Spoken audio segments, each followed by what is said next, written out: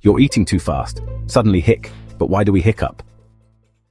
A hiccup happens when your diaphragm, the muscle that helps you breathe, suddenly contracts. That forces air into your lungs, and your vocal cords snap shut, making the classic hic sound. Triggers can be simple: eating quickly, swallowing air, drinking soda, even stress. But here's the twist. Some scientists think hiccups are an evolutionary leftover. The reflex looks a lot like the way amphibians, like tadpoles with gills, controlled breathing millions of years ago. So every hiccup might be a tiny echo of our distant ancestors. And this is why we hiccup.